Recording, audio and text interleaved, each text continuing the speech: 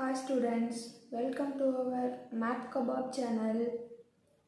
இன்னைக்கு நம்ம என்ன பார்க்க போறோம் அப்படினா 9th standard mathsல chapter 1 set language தான் பார்க்க போறோம். அதோடைய introduction. Setனா என்னன்னு பார்க்க போறோம் first. Setங்கறோட definition என்ன கொடுத்திருக்காங்க? A set is a well defined collection of objects. Setங்கிறது எதுவா?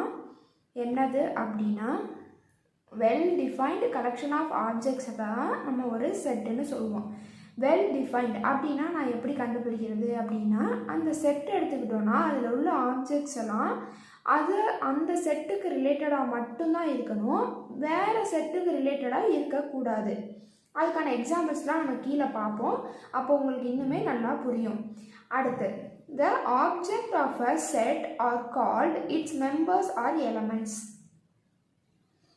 அதாவது என்ன சொல்கிறாங்க அப்படின்னா அந்த செட்டோடைய ஆப்ஜெக்ட் வந்து மெம்பர்ஸ் அல்லது எலமெண்ட்ஸ்னு நம்ம சொல்லுவோம் அப்படின்னு சொல்கிறாங்க. இதோட எக்ஸாம்பிள் பாருங்கள், இப்போ உங்களுக்கு இன்னுமே தெளிவாக புரியும். The collection of all books in a district central library. அதாவது என்ன சொல்கிறாங்க, டிஸ்ட்ரிக்ட் சென்ட்ரல் லைப்ரரியில் உள்ள எல்லா புக்ஸையும் கலெக்ட் பண்ணி ஒரு செட்டுக்குள்ளே வைக்கிறாங்க. அப்படின்னா அந்த புக்ஸ் எல்லாம் எங்கேருந்து எடுக்கிறோம், டிஸ்ட்ரிக்ட் சென்ட்ரல் லைப்ரரியிலேருந்து மட்டும்தான் எடுக்கிறோம், வேறு லைப்ரரியிலேருந்துலாம் எடுக்கல. வேறு லைப்ரரியிலேருந்து எடுத்தோம் அப்படின்னா அந்த புக்ஸ் வந்து இந்த செட்டுக்குள்ளே வராது. ஸோ இந்த லைப்ரரியிலேருந்து மட்டும் எடுக்கிறதுனால இது கண்டிப்பாக ஒரு செட்டு தான். அடுத்து collection of all colours in a rainbow. ரெயின்போவில் உள்ள எல்லா கலர்ஸையும் கலெக்ட் பண்ணி ஒரு செட்டுக்குள்ளே வைக்க போகிறோம். ரெயின்போவில் உள்ள கலர்ஸை மட்டும் வைக்கிறனால அது செட்டு. மற்ற கலர்ஸ் எல்லாம் ரெயின்போவில் இல்லாத கலர்ஸை வச்சோம் அப்படின்னா அது அந்த செட்டு வந்து இதுக்கு பொருந்தாது, அதாவது வேறு எதுக்காவது ஒரு செட்டாக இருக்கலாம். ஆனால் இங்கே கொடுத்துருக்க வேர்ட்ஸுக்கு தகுந்த மாதிரி தான் நம்ம செட்டு கண்டுபிடிக்கணும். So collection of all colours என்ன ரெயின்போனா ரெயின்போவில் உள்ள கலர்ஸை மட்டும்தான் ஒரு செட்டுக்குள்ளே வைக்கணும்னு சொல்கிறாங்க. அடுத்து இந்த collection of prime numbers. Prime நம்பர்ஸை மட்டும் ஒரு செட்டுக்குள்ளே வச்சுருந்தோம் அப்படின்னா அது கண்டிப்பாக ஒரு செட்டு. சப்போஸ் அந்த செட்டுக்குள்ளே ப்ரைம் நம்பர்ஸும் இருக்குது, கான்சனன்ட்ஸும் இருக்குது அப்படின்னா அது இந்த செட்டு கொடுத்துருக்க கலெக்ஷன் ஆஃப் ப்ரைம் நம்பர்ஸ் அப்படிங்கிற ஸ்டேட்மெண்ட்டுக்கு அது செட் ஆகாது. ஸோ அது செட்டு கிடையாது. கலெக்ஷன் ஆஃப் ப்ரைம் நம்பர்ஸ்னால் இந்த செட்டுக்குள்ளே ப்ரைம் நம்பர்ஸை மட்டும் இருக்கணும், அதுதான் இந்த கலெக்ஷன் ஆஃப் ப்ரைம் நம்பர்ஸ் அப்படிங்கிற செட்டுகளுக்கான set. Which of the following are sets. நமக்கு ஒரே கொஸ்டின் கொடுத்துருக்காங்க, என்ன கொஸ்டின் கொடுத்துருக்காங்கன்னு பாருங்க. அடுத்து which of the following are செட்ஸ்ன்னு கேட்டிருக்காங்க. அதாவது கீழே சில கொஸ்டின்ஸ்லாம் கேட்டிருக்காங்க, அந்த கொஸ்டின்ஸில் எதெல்லாம் செட்டுன்னு நம்மளை கேட்டிருக்காங்க. ஃபர்ஸ்ட் ஏ ஆப்ஷன் என்ன கொடுத்துருக்காங்கன்னா கலெக்ஷன் ஆஃப் நேச்சுரல் நம்பர்ஸ். அதாவது ஒரு செட்டுக்குள்ளே நேச்சுரல் நம்பர்ஸை மட்டும் கலெக்ட் பண்ணி வைங்க, அது வந்து ஒரு செட்டா இல்லையா அப்படின்னு கேட்குறாங்க. கண்டிப்பாக நேச்சுரல் நம்பர்ஸை மட்டும் கலெக்ட் பண்ணி வச்சோன்னா அதுக்குள்ளே நேச்சுரல் நம்பர்ஸ் மட்டும்தான் இருக்க போகுது, கண்டிப்பாக அது ஒரு செட்டாக தான் இருக்கும். அடுத்து கலெக்ஷன் ஆஃப் இங்கிலீஷ் அல்ஃபபெட்ஸ். ஒரு செட்டுக்குள்ளே இங்கிலீஷ் அல்ஃபபெட்ஸ் மட்டும்தான் நம்ம வைக்க போகிறோம். ஸோ வேறு லாங்குவேஜோடைய அல்ஃபபெட்ஸை வைக்க போகிறதில்ல. அப்போ இங்கிலீஷ் லாங்குவேஜோட அல்ஃபபெட்ஸ் மட்டும் வைக்கிறதுனால அது கலெக்ஷன் ஆஃப் இங்கிலீஷ் அல்ஃபபெட்ஸோடைய செட்டாக ஆகிடும். அடுத்து collection of good students in a கிளாஸை. அதாவது ஒரு கிளாஸ்ன்னு எடுத்துக்கிட்டோம் அப்படின்னா ஸ்டூடெண்ட்ஸ் இருப்பாங்க, அந்த ஸ்டூடெண்ட்ஸ் வந்து இதில் என்ன கொடுத்துருக்காங்கன்னா குட் ஸ்டூடெண்ட்ஸை மட்டும் கலெக்ட் பண்ணி வைங்க அப்படின்னு சொல்கிறாங்க, அந்த செட்டுக்குள்ளே வைங்க அப்படின்னு சொல்கிறாங்க. நம்ம குட் ஸ்டூடெண்ட்ஸை மட்டும் கலெக்ட் பண்ண முடியாது. ஸோ குட்டுங்கிற ஒரு வார்த்தை இங்கே கொடுத்துட்டனால இது கண்டிப்பாக செட்டு கிடையாது. Collection of states in our country. இப்போது நம்ம கண்ட்ரியில் உள்ள எல்லா ஸ்டேட்ஸையும் கலெக்ட் பண்ணி வைக்க சொல்லியிருக்காங்க. ஸோ வேறு கண்ட்ரிலேருந்து நம்ம எந்த ஸ்டேட்ஸும் எடுக்க போகிறதில்ல, நம்ம கண்ட்ரியில் உள்ள நம்ம ஸ்டேட்ஸை கலெக்ட் பண்ணி ஒரு செட்டுக்குள்ளே வச்சா அது கண்டிப்பாக செட்டாக தான் இருக்கும். ஏன்னா அந்த ஸ்டேட்ஸ் வந்து அந்த கண்ட்ரிக்குள்ளே தான் இருக்குது. ஸோ அது ஒரு செட் ஆகிடும். கலெக்ஷன் ஆஃப் பியூட்டிஃபுல் ஃப்ளவர்ஸ் என்ன கார்டன். என்ன கேட்டிருக்காங்க, கார்டனில் உள்ள பியூட்டிஃபுல் ஃப்ளவர்ஸை மட்டும் கலெக்ட் பண்ணி வைங்கன்னு கேட்குறாங்க. ஒரு கார்டன்னு நம்ம எடுத்துக்கிட்டோம் அப்படின்னா அதில் பியூட்டிஃபுல் ஃப்ளவர்ஸும் இருக்கும், வாடி போன ஃப்ளவர்ஸும் இருக்கும். ஸோ பியூட்டிஃபுல் ஃப்ளவர்ஸை மட்டும் நம்ம கலெக்ட் பண்ணி வைக்க முடியாது. கார்டன்னா ஃப்ளவர்ஸ் எல்லாத்தையும் கலெக்ட் பண்ணி வைக்கலாம், பியூட்டிஃபுல் ஃப்ளவர்ஸை கலெக்ட் பண்ணி வச்சோம் அப்படின்னா அது ஒரு செட்டு கிடையாது. இப்போ அதுக்கான ஆன்சரை பாருங்கள், கொடுத்துருக்க ஆப்ஷனில் A B D are sets. அதான் நம்ம சொன்னோம், A B and D option எல்லாமே செட்டு.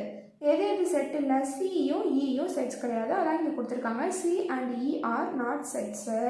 அடுத்து இது வரைக்கும் செட்டுங்கிறது என்ன அப்படிங்கிறத நம்ம டிஃபைன் பண்ணிட்டோம், அதுக்கு எக்ஸாம்பிள்ஸ் பார்த்தோம். அடுத்து சில கொஸ்டின்ஸ் கேட்டிருந்தாங்க, ஆன்சர் பண்ணிடாச்சு.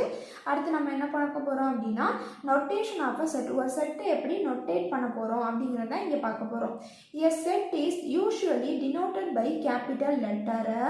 ஓகே, ஒரு செட்டை வந்து நம்ம capital letters of English alphabets English அல்ஃபபெட்டோட கேபிட்டல் லெட்டர்ஸில் தான் டினோட் பண்ணணும் அப்படின்னு கொடுத்துருக்காங்க. எக்ஸாம்பிளுக்கு இங்கே சில லெட்டர்ஸ்லாம் கொடுத்துருக்காங்க. A, B, P, Q, X, Y எல்லாமே கேபிட்டல் லெட்டர்ஸில் இருக்குது. செட்டை நோட்டேட் பண்ணுறதுக்கு ஃபஸ்ட்டு அந்த செட்டு வந்து கேபிட்டல் லெட்டர்ஸில் தான் நோட்டேட் பண்ணணும்னு கொடுத்துருக்காங்க. Next the element of a set is written with curly brackets. அதாவது என்ன சொல்கிறாங்க அப்படின்னா, அந்த செட்டோட எலமெண்ட்ஸ் எழுதுவோம்ல, அந்த எலமெண்ட்ஸ் எல்லாமே இந்த கேர்லி ப்ராக்கெட்ஸ், இந்த ப்ராக்கெட்டோட நேம் தான் கேர்லி ப்ராக்கெட்ஸ். இந்த கேர்லி ப்ராக்கெட்ஸ்க்குள்ளே தான் அந்த செட்டோடைய எலமெண்ட்ஸ் இருக்கணும் அப்படின்னு சொல்கிறாங்க. அடுத்த point, if X is an element of a set ஏங்கிற ஒரு செட் எடுத்துக்கிட்டோன்னா அந்த ஏங்கிற செட்டுக்குள்ளே எக்ஸுங்கிற எலமெண்ட் இருந்துச்சு அப்படின்னா என்ன? ஆர் எக்ஸ் பிலாங்ஸ் டு ஏ, அல்லது அது இன்னொரு மாதிரியும் சொல்லலாம். என்ன மாதிரி சொல்லலாம்னா, எக்ஸ் வந்து ஏ பிலாங்ஸ் டு, அதாவது எக்ஸ் ஏக்குள்ளே இருக்குது அப்படிங்கிறதா பிலாங்ஸ் டுங்கிறதோட மீனிங். இதை எப்படி எழுதலாம் அப்படின்னா, பிலாங்ஸ் டுவை சிம்பிளில் எழுத போகிறோம். எக்ஸ் பிலாங்ஸ் டு ஏ, இந்த சிம்பிள் பேர் தான் பிலாங்ஸ் டு. அப்போ எக்ஸுங்கிற எலமெண்ட் ஏங்கிற செட்டுக்குள்ளே இருக்குங்கிறத இப்படி தான் டினோட் பண்ணணும். இந்த சிம்பிள் பேர் பிலாங்ஸ் டு. இதை எப்படி படிக்கணும்னா, எக்ஸ் பிலாங்ஸ் டு ஏ அப்படி படிக்கணும். அடுத்த பாயிண்ட் பாருங்கள், if X is not an element of a set A, ஏங்கிற செட்டில் எக்ஸுங்கிறது ஒரு எலமெண்ட்டாக இல்லை, அது அல்லது X does not belongs to A, அதே மீனிங் தான். ஏங்கிற செட்டுக்குள்ளே எக்ஸுங்கிற எலமெண்ட் இல்லை அப்படின்னா எப்படி எழுதணும்னா, X does not belongs to ஏன்னு எழுதணும். X does not belongs to ஏன்னா ஏங்கிற செட்டுக்குள்ளே எக்ஸுங்கிற எலமெண்ட்டு இல்லைன்னு அர்த்தம். பிலாங்ஸ் டு போட்டு அதில் ஒரு கிராஸ் பண்ணோம் அப்படின்னா இதுதான் டஸ் நாட் பிலாங்ஸ் டு. எக்ஸாம்பிள் பாருங்கள், இன்னுமே உங்களுக்கு நல்லா தெளிவாக புரியும். Consider the set A equal to, நம்ம ஒரு செட்டு கன்சிடர் பண்ணிக்கிறோம். செட்டுனா கேபிட்டல் லெட்டரில் தான் டினோட் பண்ணணும். அதனால் நம்ம கேபிட்டல் ஏன்னு எடுத்துக்கிறோம். Capital A equal to 2, 3, 5, 7. 2 is an element of A. இதில் 2ங்கிறது ஏயோடைய எலமெண்ட்டு அப்படின்னு கொடுத்துருக்காங்க. நல்லா பாருங்கள், 2ங்கிறது ஏயோட எலமெண்ட்னா இந்த செட்டுக்குள்ளே 2ங்கிற எலமெண்ட், ஏங்கிற செட்டுக்குள்ளே 2ங்கிற எலமெண்ட் இருக்கணும். இது ஏங்கிற செட்டா, அந்த ஏங்கிற செட்டுக்குள்ளே 2ங்கிற எலமெண்ட் இருக்குது. அப்போது ஏங்கிற செட்டுக்குள்ளே 2ங்கிற எலமெண்ட் இருந்துச்சுன்னா எப்படி எழுதணும்? 2 பிலாங்ஸ் டு ஏன்னு எழுதணுமா? நம்ம முன்னாடி அந்த ரொட்டேஷன் ஆஃப் அ செட்டில் பார்த்தோம்ல, தேர்ட் பாயிண்டில் அதுபடி எழுதியிருக்கோம். அதே மாதிரி அடுத்த பாருங்கள், 5 is an எலமெண்ட் ஆஃப் ஏன்னு கொடுத்துருக்காங்க. அப்போ ஏங்கிற செட்டுக்குள்ளே 5 இருக்கான்னு பார்க்கணும் எலமெண்ட்டு. 5ங்கிற எலமெண்ட் இருக்குது ஏங்கிற செட்டுக்குள்ளே. அப்போது எப்படி எழுதிக்கணும்? 5 பிலாங்ஸ் டு ஏன்னு எழுதணும். 6 இஸ், அடுத்த எக்ஸாம்பிள் பாருங்கள், 6 is not an element of ஏங்கிற செட்டுக்குள்ளே 6ங்கிறது இல்லை, நாட் அன் எலமெண்ட்னு கொடுத்துருக்காங்க. பாருங்கள், இங்கே 6 இருக்கா? இல்லை. அப்போ 6ங்கிறது ஏயோட எலமெண்ட் இல்லை. அப்போ ஃபோர்த்து கண்டிஷனில் நம்ம பார்த்தோம்ல ரொட்டேஷன் ஆஃப் செட்டில், அதுபடி எப்படி எழுதிக்கலாம்? 6 does not belongs to ஏன்னு எழுதி. ரெப்ரசன்டேஷன் ஆஃப் அ செட், ஒரு செட்டை நம்ம எப்படி ரெப்ரசன்ட் பண்ண போகிறோம் அப்படிங்கிறத படிக்க போகிறோம். The collection of odd numbers can be described in many ways. நம்ம இங்கே எக்ஸாம்பிளுக்கு ஒரு ஆட் நம்பர்ஸோடைய கலெக்ஷனை ஒரு செட்டாக கன்சிடர் பண்ணிக்கிறோம். கன்சிடர் பண்ணால் அது எப்படியெல்லாம் ரைட் பண்ணலாம், ரெப்ரசன்ட் பண்ணலாங்கிறத இங்கே 3 பாயிண்ட்ஸாக கொடுத்துருக்காங்க. த செட் ஆஃப் ஆட் நம்பர்ஸை ஒரு செட் ஆக்க போகிறோம். அது எப்படி எழுதணும் வேர்ட்ஸ் ஃபார்மேட்லனா, the set of odd numbers is a fine description, we understand it well. அதாவது என்ன கொடுத்துருக்காங்கன்னா, அதுதான் ஒரு செட்டு. ஆட் நம்பர்ஸுங்கிறத ஒரு செட்டை எப்படி வேர்ட்ஸில் டினோட் பண்ணணும் அப்படின்னா, தி செட் ஆஃப் ஆட் நம்பர்ஸ்னு ரைட் பண்ணணும். இது ஒரு ஃபைன் டிஸ்கிரிப்ஷன் தான், நமக்கு தெரியும், இது நம்மளால் நல்லா புரிஞ்சுக்க முடியும்னு கொடுத்துருக்காங்க. அடுத்து அது எப்படி எழுதலாம், ரைட்டிங்கில் எழுதும்போது செட் ஆஃப் ஆட் நம்பர்ஸை எப்படி எழுதணும் அப்படின்னா, 1, 3, 5. இதில் 1, 3, 5லாம் என்னது? Odd numbers. 1, 3, 5ன்னு எழுதலாம். அந்த செட்டை எதுக்குள்ளே எழுதணும்னு சொல்லியிருக்கேன்? கேர்லி ப்ராக்கெட்ஸ்குள்ளே எழுதணும்னு சொல்லியிருக்கோம். ஸோ அப்போ அந்த கேர்லி ப்ராக்கெட்ஸ்குள்ளே என்ன செட்டு தேவையோ அந்த எலமெண்ட்ஸை எழுதியாச்சு. Also, it can be said as the collection of all numbers x, where x is an odd number. இன்னொரு மாதிரி எப்படி சொல்லலாம் அப்படின்னா, கலெக்ஷன் ஆஃப் ஆல் நம்பர்ஸ் எக்ஸுங்கிற எல்லா நம்பரையும் கலெக்ட் பண்ணி வச்சுருக்கோம். வேறு எக்ஸுங்கிறது என்ன அப்படின்னா, X is an add number அதான் கொடுத்துருக்காங்க. அதாவது எக்ஸுங்கிறத ஒரு செட்டுக்குள்ளே எழுதியிருக்கோம் அப்படின்னா அது எக்ஸுங்கிறது என்ன அப்படின்னா ஆட் நம்பர் அப்படின்னு கொடுத்துருக்காங்க. அடுத்து இங்கே கீழே கொடுத்துருக்கிறது வந்து ஒரு சின்ன எக்ஸாம்பிள் கொடுத்துருக்காங்க. இதில் லாஸ்ட்டில் x - 5 = 3 வந்து அதோட சொல்யூஷன் 8 தான் வரும் அப்படின்னு கொடுத்துருக்காங்க. ஏன் அப்படி கொடுத்துருக்காங்கன்னா இந்த ஈக்குவேஷனை பாருங்கள், இங்கே எக்ஸ் மைனஸ் 5 ஈக்குவல் டு 3ன்னு கொடுத்துருக்காங்க. ஸோ இந்த ஈக்குவேஷனில் என்ன எக்ஸுக்கு பதிலாக என்ன வேல்யூ போட்டால் இங்கே 3 வேல்யூ ஆன்சர் வரும்னு நம்ம பார்க்கணும். எக்ஸுக்கு பதிலாக 8 மட்டும் போட்டால் தான் நம்மளுக்கு இங்கே 3ன்னு வரும். 8 மைனஸ் 5 ஈக்குவல் டு 3ன்னு கிடைக்கும்.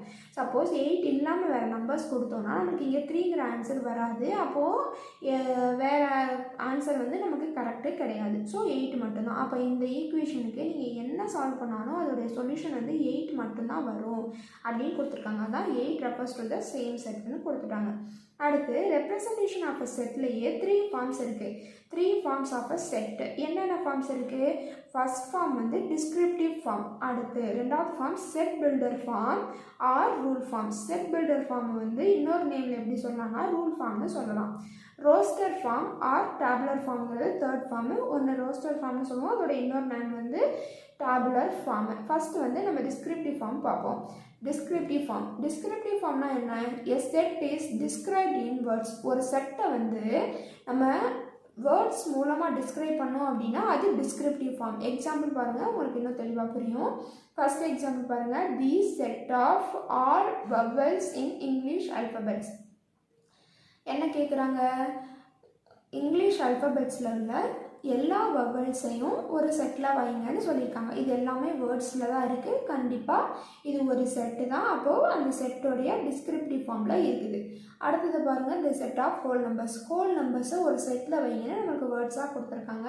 கண்டிப்பாக ஹோல் நம்பர்ஸ் மட்டும் உள்ளது ஒரு செட்டு தான். அந்த செட்டு வந்து வேர்ட்ஸில் கொடுத்துருக்கனால இது டிஸ்கிரிப்டிவ் செட்டோட டிஸ்கிரிப்டிவ் ஃபார்மில் இருக்குதுன்னு சொல்லலாம். அடுத்த ஃபார்ம் என்ன சொன்னோம்? ரெண்டாவது form set builder form or rule ஃபார்மா. இப்போது செட் பில்டர் ஃபார்ம் அல்லது ரூல் ஃபார்ம்ங்கிறது என்னென்னு பார்ப்போம். All the elements are described by a rule. இதில் என்ன பண்ணியிருக்கோம் அப்படின்னா எல்லா எலமெண்ட்ஸையும் ஒரு ரூல் மூலமாக நம்ம டிஸ்கிரைப் பண்ணியிருப்போம். எக்ஸாம்பிள் பாருங்கள், உங்களுக்கு புரியும். ஏங்கிறது என்ன? ஒரு செட்டு. ஒரு செட்டை கேபிட்டல் லெட்டர் தான் டினோட் பண்ணணும்னு சொன்னேன். ஸோ அதனால் capital A equal to X such that எக்ஸுங்கிற ஒரு எலமெண்ட் எடுத்திருக்கோம். சச் தட் இந்த 2 புள்ளி இருக்கு இல்லையா, அந்த 2 புள்ளி பேர் தான் such that X is a vowel in English alphabets. எக்ஸுங்கிறது என்னன்னா இங்கிலீஷ் அல்ஃபபெட்ஸ் உடைய வவல்னு அவங்க கொடுத்துட்டாங்க. எக்ஸுங்கிற ஒரு எலமெண்ட்டு, அதுக்கான ரூலு இங்கே கொடுத்துருக்காங்க. அப்போ இது செட் பில்டர் ஃபார்மில் இருக்குது. இந்த செட்டு ஃபுல்லாக செட்டுங்கிறது கர்லி ப்ராக்கெட்ஸ்குள்ளே இருக்கணும். ஸோ கர்லி ப்ராக்கெட்ஸ்குள்ளே எழுதியாச்சு. அப்போ இது ஒரு செட்டு. இது ஒரு ரூல் மூலமாக நம்ம அசைன் பண்ணியிருக்கோம். அதனால் இது செட் பில்டர் ஃபார்ம் அல்லது ரூல் ஃபார்மில் எழுதியிருக்கோம். அதே மாதிரி செகண்ட் பாருங்கள், capital B equal to X. இந்த ஸ்லாஷ் பேரும் சச் தட் தான். X such that X is a whole number. எக்ஸுங்கிற ஒரு எலமெண்ட்டு, அந்த எக்ஸுங்கிற எலமெண்ட்டு யார் அப்படின்னா ஒரு ஹோல் நம்பர்னு கொடுத்துருக்காங்க. அப்போது இங்கே எலமெண்ட்டுக்கு ஒரு ரூல் வந்து அசைன் பண்ணியிருக்காங்க. ஸோ கண்டிப்பாக இதுவும் செட் பில்டர் ஃபார்மில் தான் இருக்குது. தேர்ட் ஃபார்ம் பாருங்கள், ரோஸ்டர் ஃபார்ம் அல்லது டேபுலர் ஃபார்ம். இது என்னது? ரோஸ்டர் ஃபார்ம் அல்லது டேபுலர் ஃபார்ம்னா என்ன? A set can be described by listing all the elements of the set. ஒரு செட்டை நம்ம அதில் உள்ள எலமெண்ட்ஸை வச்சு லிஸ்ட் பண்ணியிருந்தோம் அப்படின்னா அந்த செட்டு தான் ரோஸ்டர் ஃபார்ம் அல்லது டேபுலர் ஃபார்மில் இருக்குன்னு சொல்லுவோம். இப்போது எக்ஸாம்பிள் பாருங்களேன், ஏ ஈக்குவல் டு AEIOUன்னு எழுதியிருக்கோம். இது எல்லாமே எலமெண்ட்ஸ் தான், லிஸ்ட் ஆஃப் எலமெண்ட்ஸாக இருக்குது. ஆனால் அந்த லிஸ்ட் ஆஃப் எலமெண்ட்ஸ் எந்த செட்டை குறிக்குது அப்படின்னா இங்கே பாருங்கள், செட் ஆஃப் ஆல் வவல்ஸ்ன்னு இங்கிலீஷ் அல்ஃபபெட்ஸ்ன்னு டிஸ்கிரிப்டிவ் ஃபார்மில் நம்மளுக்கு வேர்ட்ஸில் கொடுத்ததை நம்ம அப்படியே லிஸ்ட்டாக எழுதியிருக்கோம். செட் ஆஃப் ஆல் வவல்ஸ் அப்படின்னா ஒரு செட்டுனாவே கர்லி ப்ராக்கெட்ஸ் வந்துடணும். ஸோ இங்கே கர்லி ப்ராக்கெட்ஸ் போட்டிருக்கோம். அடுத்து vowels in English alphabets. English அல்ஃபபெட்ஸோட வவல்ஸை ஒரு செட்டுக்குள்ளே வைக்க சொல்லியிருக்காங்க. அப்போ இங்கிலீஷ் அல்ஃபபெட்ஸோடைய வவல்ஸ் என்னது? AEIOU தானே. அப்போ கண்டிப்பாக அந்த செட்டுக்குள்ளே வைக்கும்போது கமா போட்டு தான் எழுதணும். ஏன்னா அது ஒவ்வொன்றும் தனித்தனி எலமெண்ட்ஸ் மொத்தமாக எழுதக்கூடாது, கமா போட்டு தான் எழுதணும். AEIOU அப்படின்னு எழுதணும். அடுத்து பிங்கிறத பாருங்கள், ஃபஸ்ட்டு டிஸ்கிரிப்டிவ் ஃபார்மில் தி செட் ஆஃப் ஹோல் நம்பர்ஸ்னு வேர்ட்ஸில் கொடுத்ததை இங்கே நம்ம அப்படியே லிஸ்ட் பண்ணி எழுதியிருப்போம். அதான் ரோஸ்டட் ஃபார்மு. அதாவது B equal to 0 whole numbers எதுலேருந்து ஸ்டார்ட் ஆகும் 0ல். இப்போ 0 1 2 3 அண்ட் ஸோ ஆன். இந்த மாதிரி லிஸ்ட் ஆஃப் எலமெண்ட்ஸ் இருக்கணும். இதில் இன்னொரு கண்டிஷன் இருக்குது. ரோஸ்டட் ஃபார்ம் அல்லது டேபுலர் ஃபார்மில் வந்த எலமெண்ட்ஸே வரக்கூடாது. இதோட ஆன்சர் எழுதும் போது அது இன்னுமே நீங்கள் சம்ஸ் எல்லாம் பார்க்கும்போது example sums and exercise some போடும்போது உங்களுக்கு இன்னும் நல்லா புரியும். அதனால் இதில் வந்த டேர்ம்ஸே வரக்கூடாதுன்னு சொல்லுவாங்க. ரோஸ்டர் ஃபார்ம்னால் என்னென்னு உங்களுக்கு புரியுதுல? மொத்தமே செட்டோட 3 ஃபார்ம்ஸ் இருக்குது. என்னென்ன ஃபார்ம்ஸ்னால் descriptive form, set builder form, roster form. இதை மட்டும் நீங்கள் நல்லா புரிஞ்சுக்கோங்க.